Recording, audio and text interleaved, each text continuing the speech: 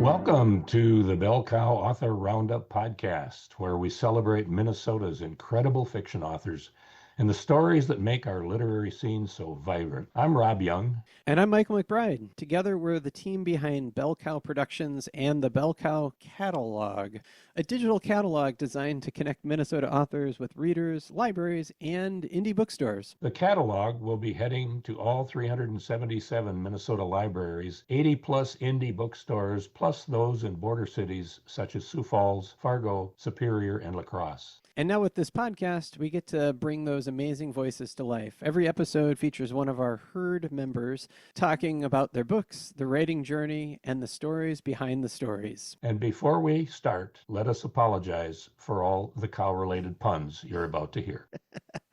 All right, let's dig in. Welcome again to the Bell Cow Author Roundup. I'm Rob Jung. With me is the co-founder of Bell Cow Productions, Michael MacBride. And today we are honored to have Brian Lutterman, one of St. Paul's finest mystery writers, with us. Brian, welcome. Thank you. Great to be here. I should also say that Brian and I have drank a beer or two together and written a book together and done a bunch of other things together. So when I call him one of the greatest St. Paul mystery writers, it comes from a long line of experience and a bit of beer. More beer than experience, maybe in this case, but yeah. And I don't have quite the history with you, but Brian, you've always been wonderful and friendly and warm every time we've gotten together, whether it's at Minnesota Mystery Night or at a book event or something. I was telling Rob how much I enjoy you just as a person, and writer for that matter.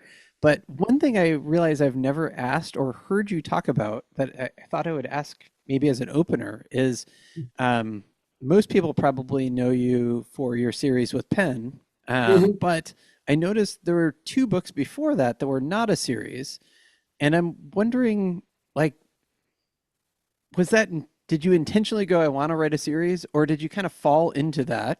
And what was that transition like for you? I wish I could say the whole thing was part of a master plan, but no, it's actually part of a publishing horror story is what it is. Oh no.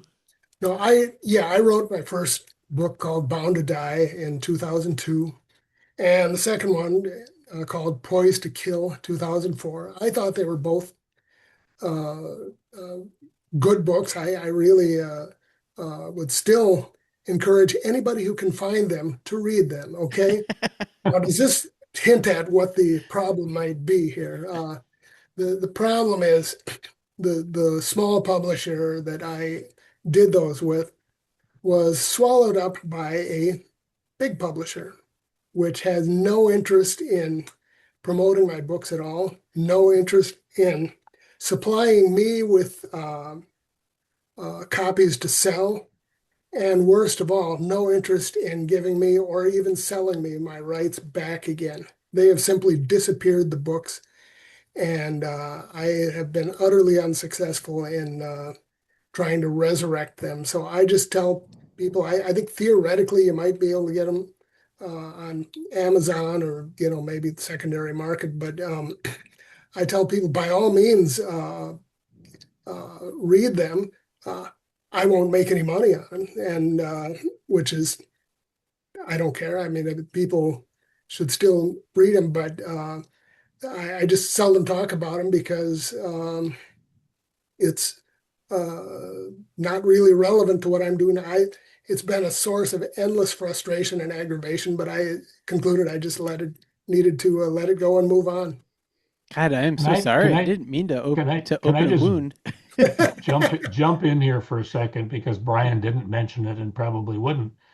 But Bound to Die was nominated for a Minnesota Book Award. Right? It was shortlisted. Yeah, unfortunately, my competition was John Sanford. So, I heard of him. And since John has sold a few million more books than I have, hey, no hard feelings. He won, and it saved me from having to spend a lot of time honing my acceptance speech. So, obviously, I was very pleased as a first-time author with a very small press to have that happen. But and I certainly appreciate that all these years later kind of put me on the map a little bit. But like I said, Michael, I've had to just kind of let it go and move on. And, that's that, I've discovered, and maybe you guys, that almost everybody has got a publishing horror story of some kind. There are very few exceptions to that. And so I've tried to put it in perspective too. And some of them are worse than mine. So it's just the nature of the business. For sure. So tell us how Pen Wilkinson came to be. Well, um, Penn came, the idea came to me in 1997 when I was still an unpublished author. Uh, I was looking for a character that was disabled because I had read a book by a journalist who um, wrote a memoir about functioning as a journalist with a disability, among other things. And I thought that'd be, an intriguing premise for um, a mystery thriller. And I wanted to do it as a female character, and I couldn't quite decide how to do that. I uh, knew I wanted to make her a lawyer just because, write what you know. Um, and so um, one morning I just kind of woke up with Pen in my head, fully formed, personality, appearance, voice, everything. And, I what I've told you is the two basic ways that, people always ask, where do your ideas come from? And after giving the answer, Cleveland, I give a serious answer. I say it, two basic ways. One is that, it's based on something I see and read or conversation, a specific idea, and others that just seem to pop into my head unbidden, and or maybe partly bidden, but the those two uh, methods created Pen. So I wrote a book called Downfall in 1997, and I put it in a drawer. And over the years that followed, I kind of forgot about her. And even though I thought Downfall was a pretty good book, I wrote these other two books. But anyway, after Poised to Kill in 2004, I uh, was out of the book business for 10 years um, because of health problems, which I have dealt with to a greater or lesser degree for many, many years. And so I started thinking about coming back in 2013. Our kids had gotten older, the demands, my life were a little less. And so I thought, I've got to do something different here. I should do a series. I uh, and I found Conquil Press, the people that I ended up publishing with, and I so I said, how about Pen? I've got this book from all those years ago. Why don't I give her a try? And so I pulled Downfall out of the drawer, and I completely rewrote the second half, and it was much, much better. Um, but anyway, so that was the opening salvo in the current phase of my publishing journey, and so that was Downfall in 2014. It was released by Conquil Press, and since then I've released 5 more Pen Wilkinson books, and working on the number 7 in the series as we speak. And people like Pen a lot, in my experience. She's feisty and funny, and very, very resourceful, in part because of that accident that put her in a wheelchair. Yeah. And just to make things a little harder for myself, I mean, as if having a female character was not difficult enough, which it is. I write the books in Pen's first person voice. And but in part that's because I can hear that voice so clearly in my head. I felt comfortable doing it, and I still do. And so I just signed on to have an audiobook for Downfall, and the lady who's going to be doing it is from Nashville, and so I think perfect. Maybe a slight Southern accent. She's Pen is from Florida, so uh, that was my. I'm excited about that happening. That's wonderful. Now, the most recent book you put out was Incel, though, and that is a standalone, independent Right. of Pen, correct? Correct. Yeah. Yeah. After six Pen books, I thought I'd try something different, Sure.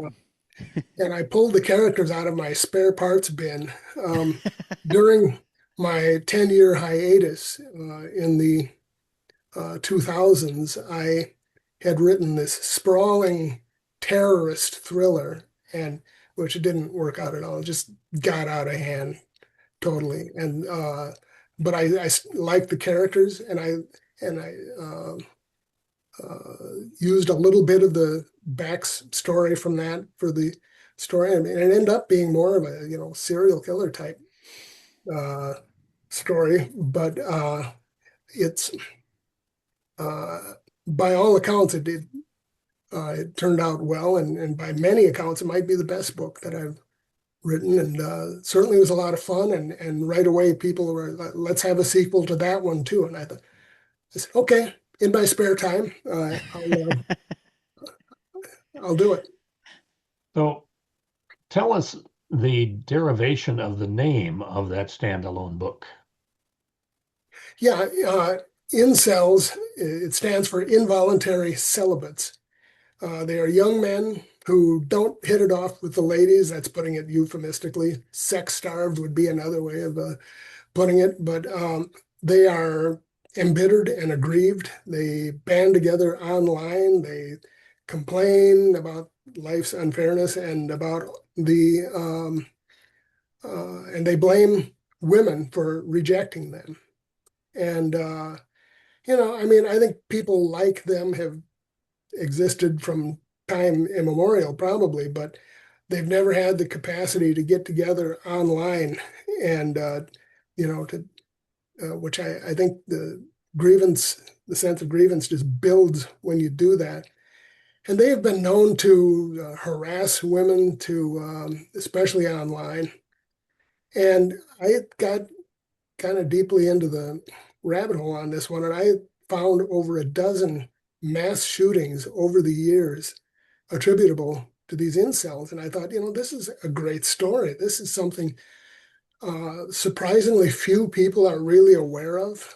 And so I thought this is a great story. Let's plug in Kevin and Cam, my characters from my spare parts bin, and let's let them go to it. And I, the result, I think, was I was real pleased with it, and I think the readers have been as well. I had the great fortune to read Incel when it was still in manuscript form. And I will You admit saw the that sausage being made, Rob. I did, yes. Um, but I will admit that I had never heard of incels until I read your book. Yeah, But that's a I pretty should, common reaction. Yeah, yeah, yeah. no But surprise. interestingly enough, I was watching a series on Netflix called Slow Horses.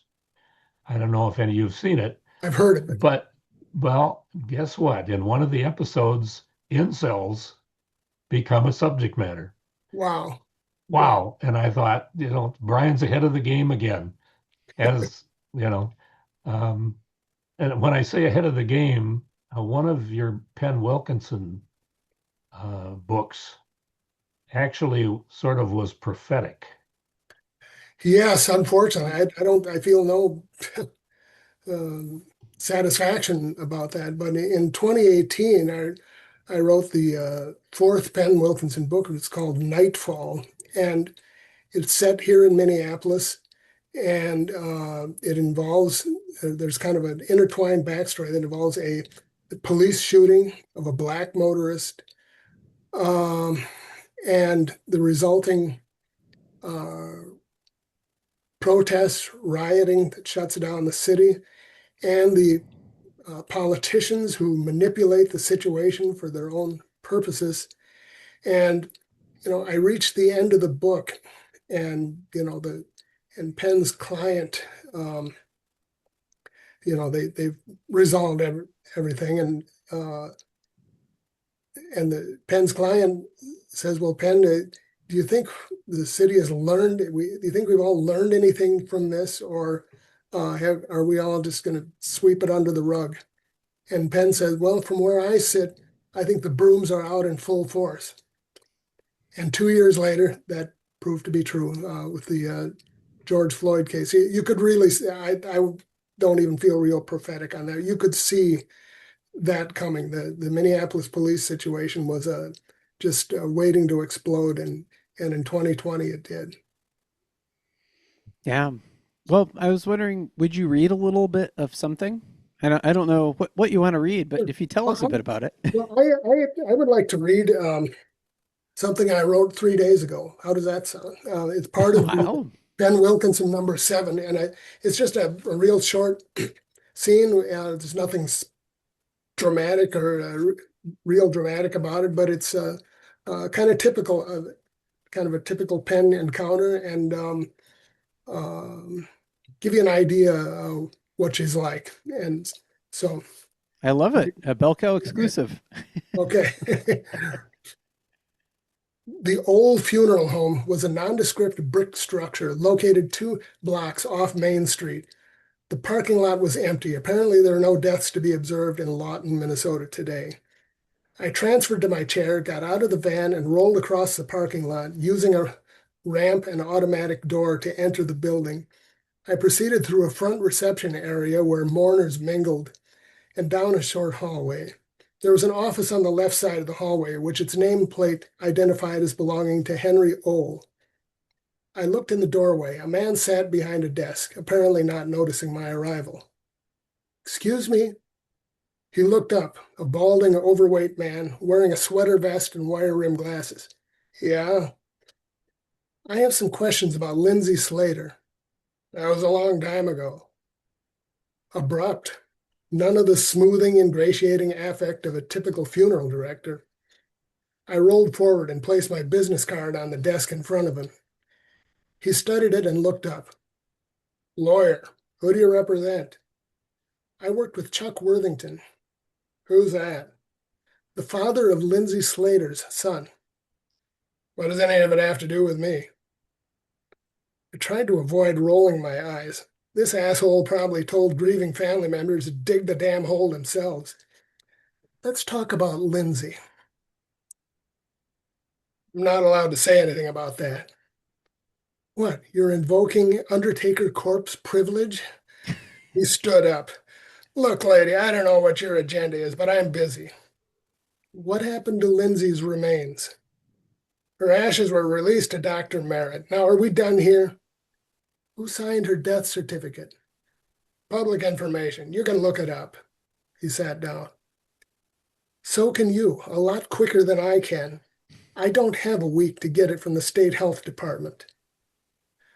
I took a breath. "Mr. Ohl, it looks like we got off on the wrong foot. I'm sorry if my presence here offends you. Now, I'm asking you as one human being to another to do me a simple favor." He ignored me, returning to his paperwork. "Here's what I think," I said. "I think Lindsay Slater faked her own death, and I think you were in on it." He stood up again, stone-faced and menacing. "Who the hell do you think you... Have you ever been interviewed by the FBI, Mr. Ohl? It's an experience everyone should have." "What do you mean? Why would they? When a billionaire with political ambitions is murdered, the FBI is thorough. They will go back to the beginning, investigating his relationships and his children. If there's a fake death and cover-up here, they'll take a particular interest, and I'll be happy to point them in your direction." He looked away, turning over the scenarios in his mind. "Or," I said, "you can just tell me who signed the death certificate. You don't even have to give me a copy." He exhaled and looked back at me. "It was Dr. Merritt." "The long-term intimate partner of the deceased signed her death certificate? Is that legal?" "It's legal," he said quickly. "Is it ethical?" "Maybe unusual," he allowed. frowned upon, probably. And I'm assuming he treated her in the hospital when she died. It was an emergency. Right. I turned to leave. I gave you a head start, Mr. Ole. You'll have at least a few days to have your story ready for the Bureau. You're welcome, by the way. Enjoy. I love it. Like you said, I mean, her voice is so unique. I mean, that is really one of the things that compels that story, or propels that story, I should say. I love hearing a bit of something in progress. That's awesome. Yeah, Thanks I for just sharing thought, it. yeah, I thought, why not? You guys want, something a little shorter and to give some flavor of what Penn is like. I thought that might be a good one. Yeah. That was okay. Now I got to read the whole damn thing. You know that. It's not done yet, Rob. Oh, well, come on, feed it to me in pieces. It's all right.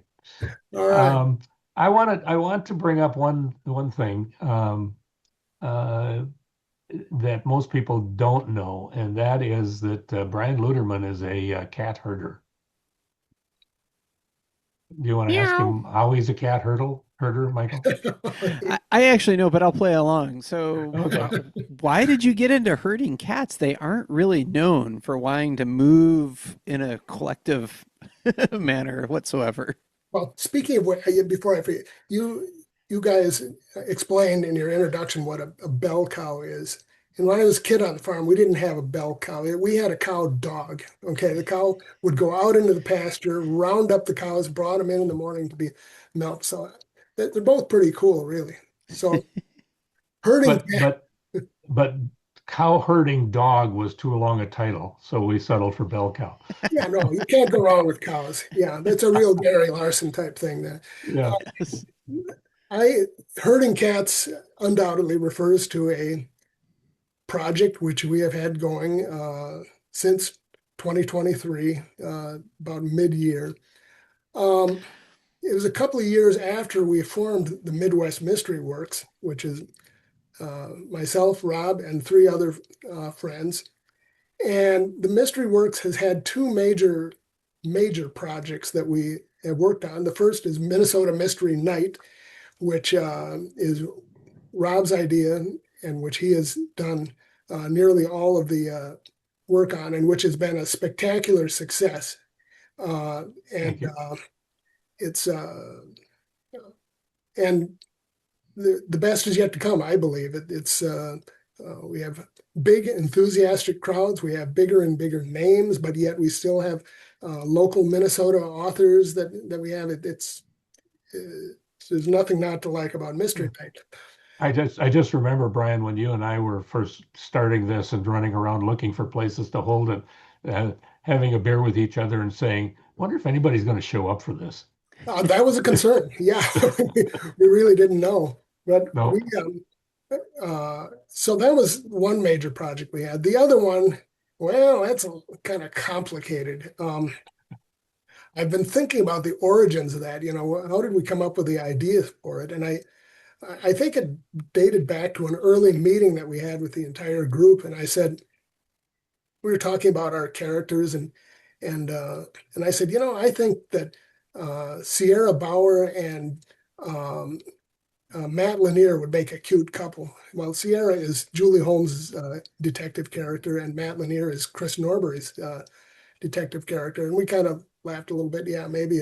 But that kind of planted a seed of an idea. And finally I said, how about if we kind of put all of our characters into a story and we had them interacting and working together to solve a mystery. And to my utter amazement, everybody jumped on the idea right away and stayed with it for 2 years while we actually wrote this project. And there's absolutely no playbook for this whatsoever. And and at the time I said, I don't think anybody has ever really done this before. Okay, 2 years later, I know why. But why? Because it's hurting cats, and it, um, it was pretty funny. I think John Rogers from our from the works called it hurting what I did. coordinating this project. He called it Herding Cats. And then when Rob wrote to William Kent Kruger to ask him to endorse our book, he wrote back and enthusiastically agreed to do it. And then he said, "Looks like Brian has been herding cats on this project." So Yeah. that appears to be the proper term. If he used the term, well, okay, he's the authority, then it must be the proper term. So it's been I mean, I think we're all ready. We're kind of relieved that it's over with. We want to return to our other projects. It was a side project for all of them, but it was a tremendous amount of fun, and it was a really unique experience. I mean, we had to put our egos on hold for this quite a bit. I mean, each of us was used to having our character be the top dog, the center of attention. And we've had to pull back, and each of us is just only our characters. Pen is only part of this story, and I'm not used to that. And even more out of our comfort zone a little bit is the occasions when your character is being written by somebody else, by one of the other people in the group, you know. And so that's was an experience as well. And so for 2 years, I've been up to my ears in timelines and outlines and spreadsheets and everything else, trying to put this all together. But I think the result is terrific. Our advanced readers have had great things to say about it. And it's a medical thriller set here in Minnesota and involving medical devices. And I really looking forward to the release at Minnesota Mystery Night in May. Yeah. Me too. I've been trying to well, you've been talking, I've been trying to get the cover in a position where I can actually print it and show everybody, and I'm failing, as I usually do with most things that are electronic. But it's called the Kill Code Collective. The cover is, I think it's a really good cover, but it has a picture. Part of the cover is a picture of the 5 characters, one each for each of the authors that we include in this thing. Brian's done a marvelous job of pushing this and molding it and keeping us moving on this. And I think it's a pretty damn good book, actually. I think it is too. And you know, it worked the way a collaboration should work. It works like a band, or, you know, like the Beatles or somebody, where everybody's strengths come into play, and you know, and everybody's bad ideas get, you know, voted down, but people keep coming up with good ideas that one person alone would not have gotten, and say, you know, it really worked the way it should work. And when we got our manuscript up online and people kept going through it over and over it again, I mean, that was a great process of improvement. And our editor looked at it and said, you know, this is a really clean story, a clean manuscript. You know, and I said, well, maybe with 5 experienced thriller authors going over it again and again, you know, it actually worked. Yeah. So we are going to, all 5 of us are going to get together at Minnesota Mystery Night in May, 3rd Monday night of May, and release the Kill Code Collective. So I can't wait to read it. To that. And that conversation will be fantastic. I'm really looking forward to it. It should be, yeah. It should be great. Really looking forward to that. Yeah. Amen. One other thing, not related to the Kill Code Collective, but I noticed on Brian's webpage, if you want an introduction, I saw your newsletter. If you sign up for your newsletter, you get a novella, a prequel of sorts, which I didn't know existed. So that's kind of cool. Yeah, I wanted to do something for my newsletter readers and to encourage people to sign up for it. And so this is a novella that you can't buy anywhere. The only way you can get it is to sign up for it, which you can do on my website or by sending me an email, or, you know, an owl delivering a message, or however you want to get hold of me. And it goes back to the time before Penn's accident, or right after Penn's accident, but before Downfall, where the first story. And I mean, the story I think it's a good story, but I think it really has some of the best writing that I've done. I'm really was really pleased with how it uh, came out, and I encourage people to sign up for that newsletter and give it a read. Definitely. Michael does all the editing of these podcasts, so I am sure you will be including the link to Brian's web page or newsletter and web page. So hopefully everybody who's seeing and watching this will click on that link and sign up and get a chance to read. Sure, just go to brianlutterman.com. I picked the name myself. It's very So Very nice. innovative. Very innovative. Yeah, all your books will be linked there, and there's information about the Kill Code Collective as well. So it's a good hub for all of that. But I'll also be sure to include the link to Minnesota Mystery Night because why not? We've talked about it a bunch, and as we've said, like it really is a unique, wonderful experience. So yeah, it's been a lot of fun. Rob has tapped me on 4 different occasions to be the interviewer for the conversation partner for our featured guests, and I just can't tell you how much fun that is to interact with these folks and talk about their books. It's just a great time. I'm booking 2027 right now, so keep your calendar open. Indeed.